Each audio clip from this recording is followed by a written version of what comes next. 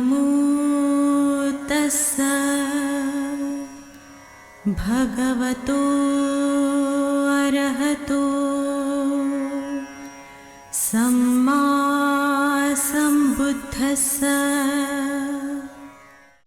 बुद्ध और उनका धम्म बाबा साहेब डॉक्टर अम्बेडकर द्वारा रचित कालजयी पुस्तकों के इस रचना संसार में आपका स्वागत है।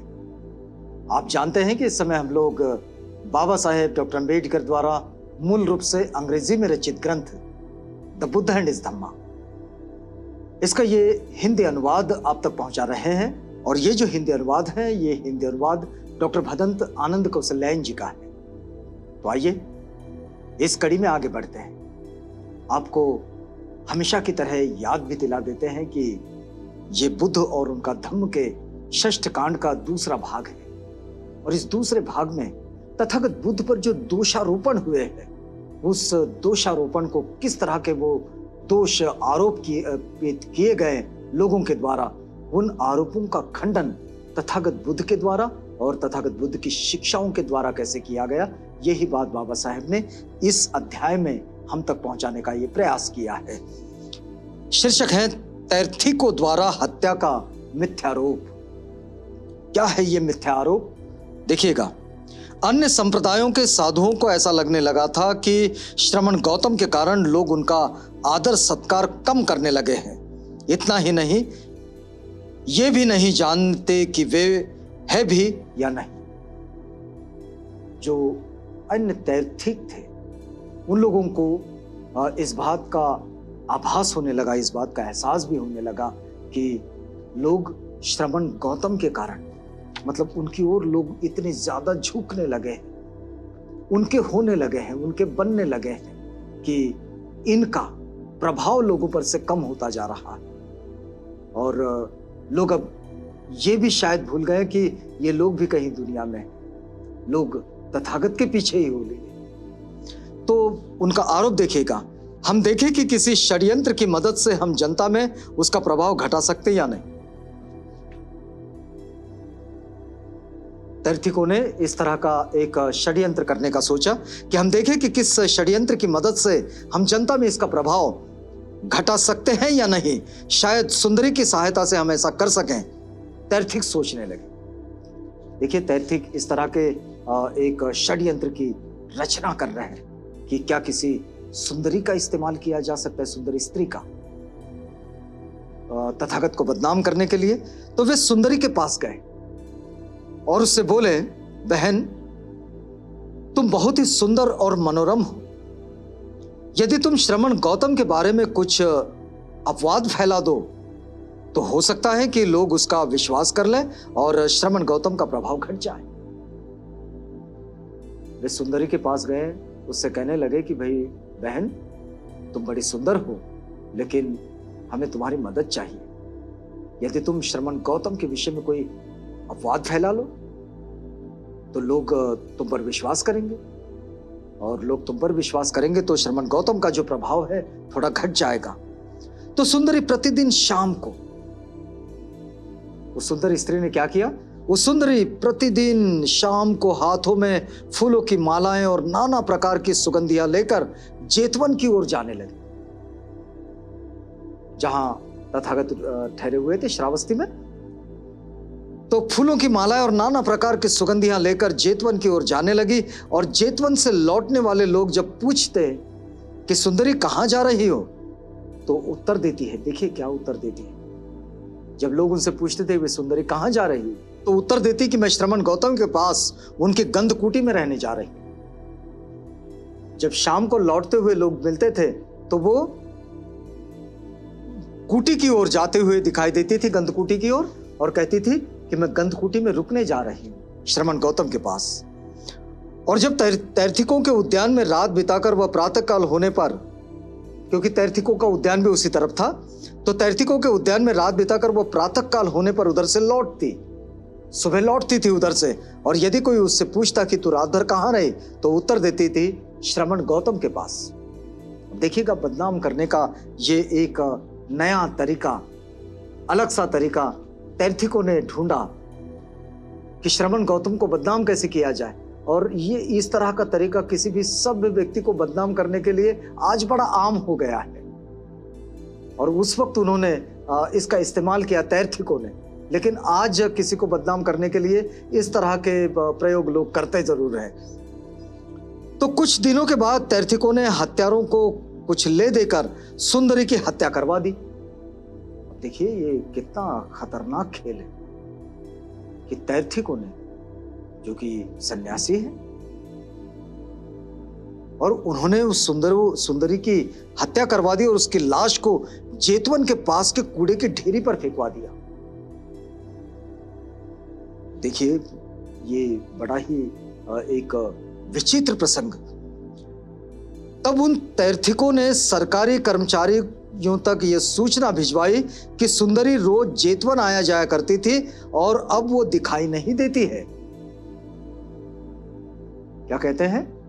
सरकारी कर्मचारियों को सूचना भी दे दी कि वो रोज ये देखते थे कि वो जेतवन की ओर रोज जाया करती थी, लेकिन अब वो दिखाई नहीं देती।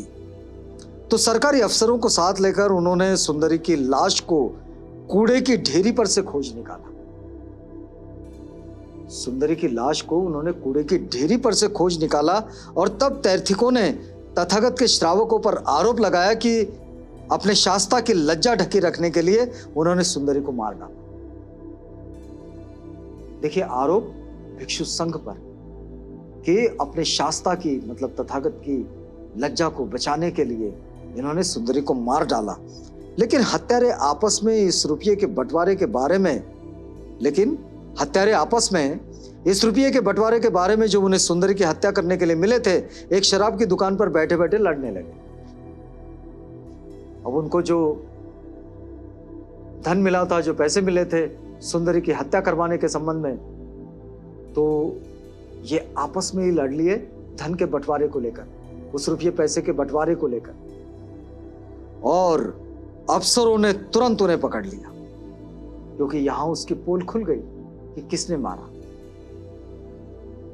अब अफसरों ने तुरंत उन्हें पकड़ लिया और उन्होंने अपना अपराध भी स्वीकार किया और उन तैर्थिकों को भी फंसाया जिनकी प्रेरणा से उन्होंने वो अपराध किया था। अब वो तो जब पकड़े ही गए तो सिपाहियों के सामने वे चुप न रह सके और उन्हें राज खोलना ही पड़ा।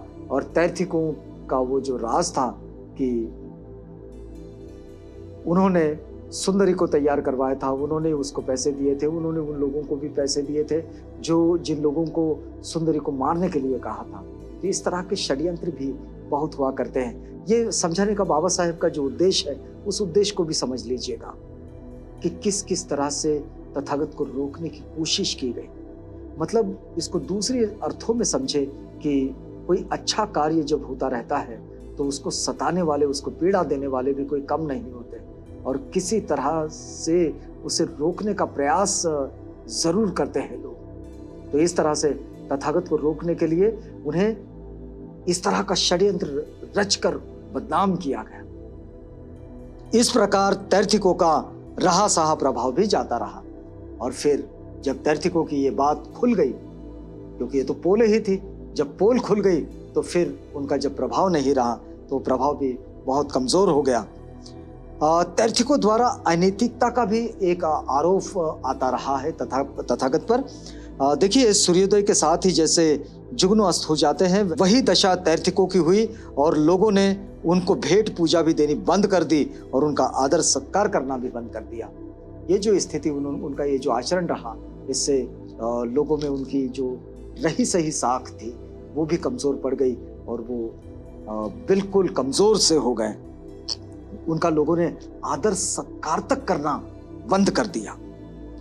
वह चौरास्तों पर खड़े होकर चिल्लाने लगे, यदि श्रमण गौतम पूर्ण ज्ञानी है तो हम भी हैं। अब देखिएगा, अब ये बात सीधे सीधे सामने आ गई कि अगर श्रमण गौतम ज्ञानी है तो हम भी हैं, और यदि श्रमण गौतम को दान देने से पुण्य लाभ होता है तो हमें भी दान देने से पुण्य लाभ होगा, इसलिए हमारी भेंट पूजा करो। देखिए इस तरह से वो लोगों से दान भी मांगने लगे और इस तरह से लोगों को कहने लगे कि अगर श्रमण गौतम ज्ञानी है तो हम भी हैं। अगर श्रमण गौतम को दान देने से पुण्य कर्म होता है तो हमें भी दान देने से पुण्य लाभ होगा। फिर आगे देखिए, लोगों ने इसकी ओर ध्यान नहीं दिया। तब उन्होंने छिपकर एक षड्यंत्र रचने की सोची जिससे लोगों की नजर में संघ को गिराया जा सके। फिर उन्होंने फिर से सोचा कि चलो एक और दूसरा षड्यंत्र किया जाए। और वो उस समय श्रावस्ती में चिंचा नाम की एक ब्राह्मणी रहा करती थी। तो परिव्राजिका थी वो, और उसका रूप रंग अत्यंत आकर्षक था और उसकी भाव भंगिमा मन को लुभाने वाली थी। तो षड्यंत्रकारियों में एक दुष्ट ने परामर्श दिया कि चिंचा की सहायता से बुद्ध के बारे में अपवाद फैलाना और उसका लाभ यश घटाना आसान होगा। शेष लोग सहमत हो गए। एक ने प्रस्ताव रखा कि तैर्थिक थे, उस तैर्थिक ने प्रस्ताव रखा कि श्रमण गौतम को बदनाम करने का एक और तरीका है कि उसका रंग रूप बड़ा आकर्षक है और उसकी भावभंगिमा जो है चिंचा उसकी बड़ी ही लुभाने वाली है, तो क्यों ना हम उसका इस्तेमाल करें। तो एक दिन वे चिंचा तैर्थिकों के उद्यान में आई और अभिवादन कर पास में बैठ गई। चिंचा एक बार इनके उद्यान में आई और अभिवादन करके एक और बैठ गई, लेकिन किसी ने उससे बातचीत नहीं की। कोई भी उससे बातचीत नहीं कर रहा था, बस देख रहे थे उसे। अब इस पर चकित होकर वो बोली, मैंने आपका कुछ अपराध किया है क्या? मैंने आपको 3 बार अभिवादन किया और आप मुझसे एक शब्द नहीं बोलते। चीचा कहती है कि मैंने आपसे इतनी बार अभिवादन किया और आप एक शब्द नहीं बोलते। आप मुझसे गुस्सा है क्या? मैंने कोई अपराध किया है क्या? तो तैर्थिक कहते हैं, बहन क्या तू इतना भी नहीं जानती कि श्रमण गौतम की जनप्रियता हमारे लाभ सत्कार में बड़ी बाधक हो रही है? वो कहते हैं कि बहन, चिंचा से कहते, बहन क्या तू इतना भी नहीं जानती कि श्रमण गौतम के कारण हमारा प्रभाव कमजोर होता जा रहा है और वो हमारे लाभ सत्कार में बड़ी बाधक हो रही है, श्रमण गौतम की जनप्रियता। तो कहते मैं नहीं जानती, क्या मैं इस विषय में कुछ कर सकती हूं? तब तैर्थिकों ने उन्हें एक बात कही। जब उसने पूछा चिंचा ने कि क्या मैं कुछ कर सकती हूं, तो इन तैर्थिकों ने उससे कहा, अब ये जो उन्होंने कहा यह एक लंबी बातचीत है, तो इस लंबी बातचीत को पहुंचाने के लिए हमें अभी वक्त इजाजत नहीं देता है, क्योंकि ये वक्त पूरा होता है। तो अगली कड़ी में आपसे मिलेंगे जब हम यहीं से आगे बढ़ेंगे इसी प्रक्रिया में। तो तब तक के लिए हमें इजाजत दीजिएगा।